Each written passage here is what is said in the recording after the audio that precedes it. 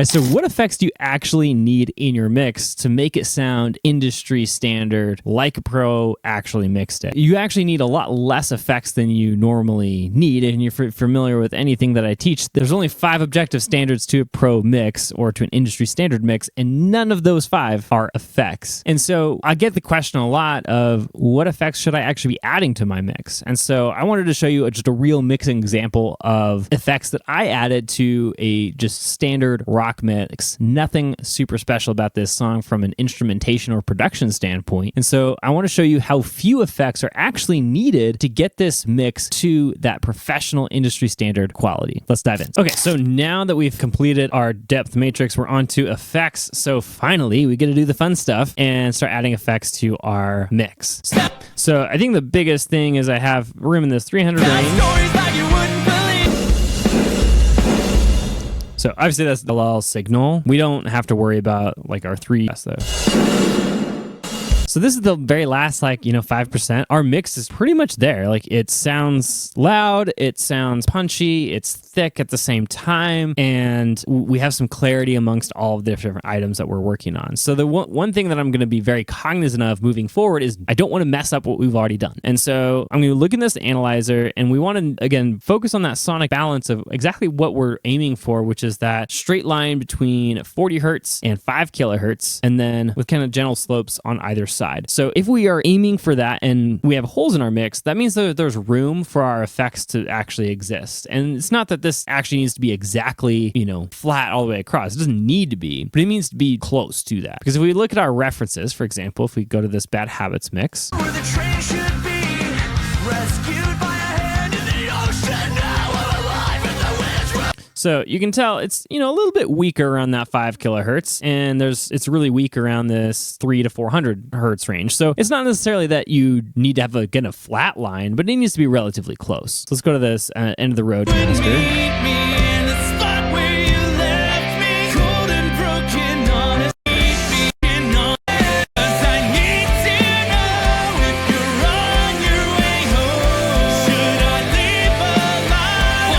So obviously the vocal is so loud that it's actually dominating a lot of the mix here. But again, we're still have that relatively flat line all the way across. The other thing to keep in mind is the Bad Habits mix is very, very compressed, which tends to flatten all the frequencies as well, because we're not like taking one note and just crushing it, or one random stray resonance in the mix, if you will. Okay, anyway, getting a little distracted here. Let's dive back into effects. So what I wanted to find out was where I have room in the mix to be able to add effects that aren't going to ruin my sonic balance.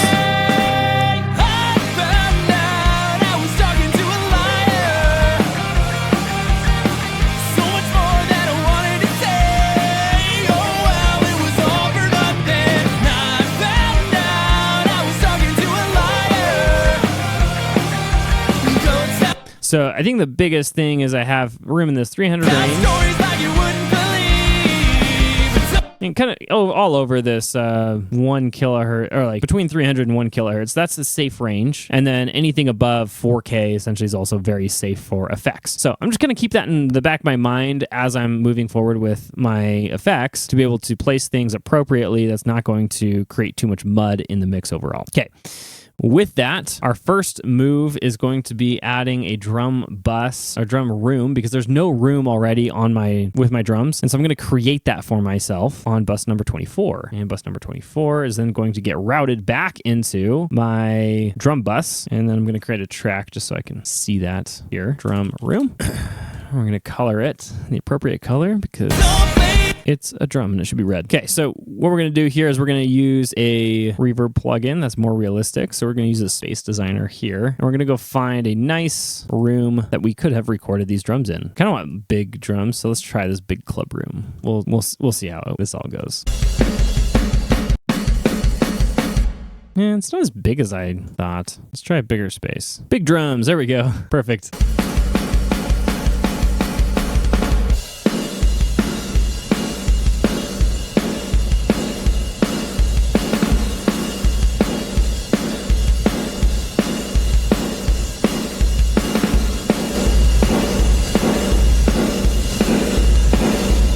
So obviously that's driving a bunch of volume into my drum bus, which is over compressing it. So what we're going to be doing is compressing this by ourselves. And let's go ahead and do this. And again, because this is basically a parallel signal, we don't have to worry about like our rule of 3 dB or anything like that. We can just compress it like crazy and have a lot of fun with it. And I'm going to grab... Where's the monster? So this is a compressor that's designed for this very particular move, which is just crushing stuff. So let's have fun with this.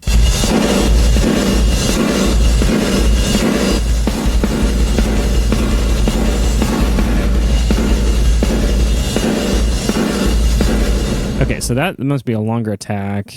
I don't use this that often, so...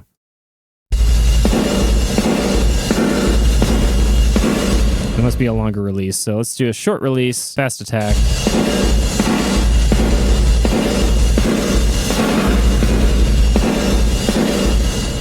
Not super fast though.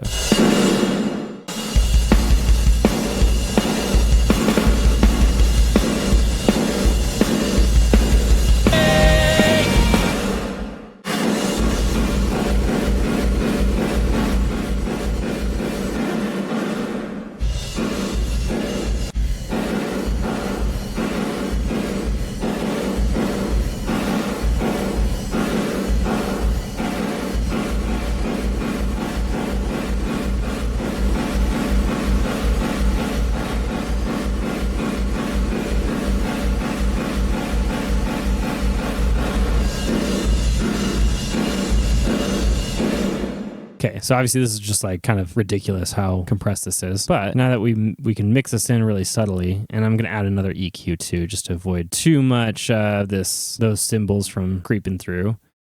And then we're going to allow it to live in this range that we said that there's a little bit of room to live. I'm just going to reduce everything else. Yeah, so that's sounding good. So now we're going to mix it in subtly until we get the right amount of roominess. Again, the same thing kind of applies. We don't necessarily want to hear it too much. We do want to hear it, but not too much. And we really want to notice a massive change when we remove it from the mix within the context.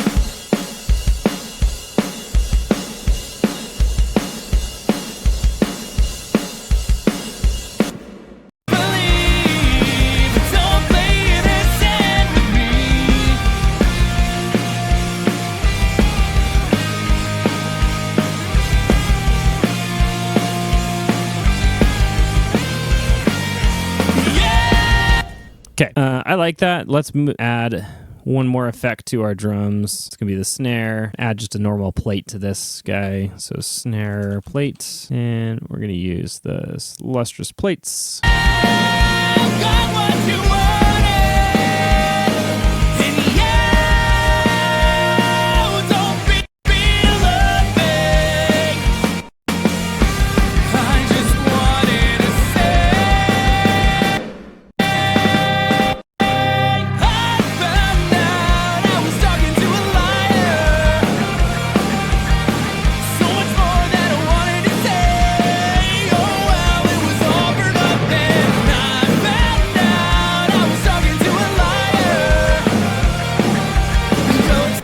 And then we're going to EQ that a little bit.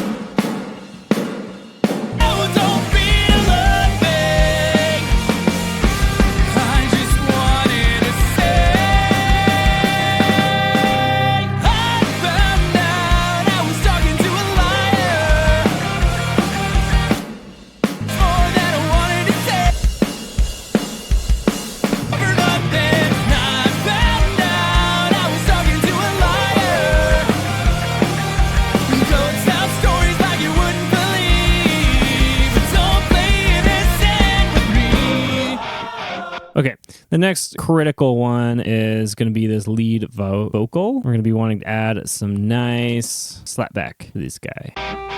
You twist the truth like it's a competition.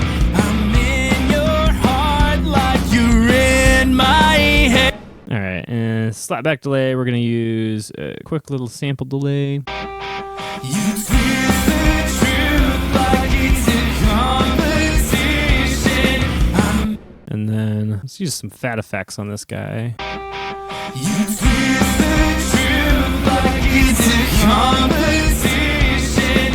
I'm in your heart like you're in my head. Your lack of conviction is a perfect example of something familiar I don't know.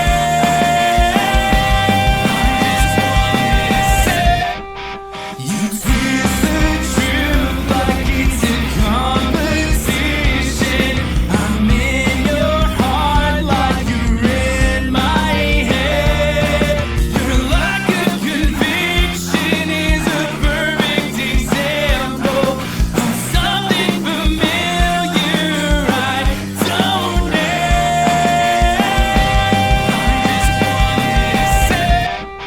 You twist the truth like it's a competition. I'm in your heart like you're in my head. Your lack of conviction is a perfect example of something familiar I don't know.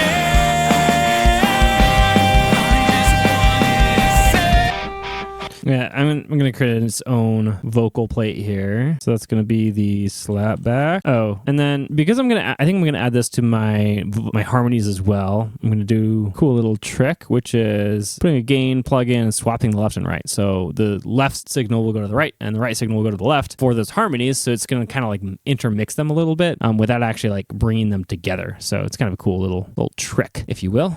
And then we're going to add another lustrous plates over there. You twist the truth like it's a competition. I'm in your heart like you're in my head. You twist the truth like it's a competition. You twist the truth. Actually, I kind of like osmium plate. Twist the truth like it's a competition. I'm in your heart like you're in my head.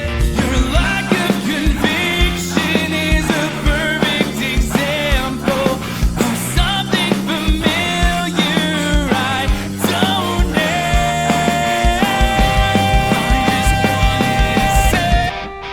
You twist the truth like it's a All right, let's go back here. So this is going to be my Vox plate. I might use that from some other stuff too, but it's just a good catch-all. All right, and then my harmonies and gang, I'm going to add to that same slapback. You twist the truth like it's a competition.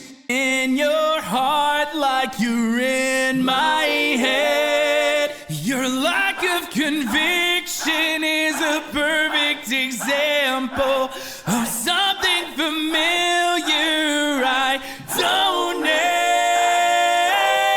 I just wanted to say you twist the truth like it's a competition.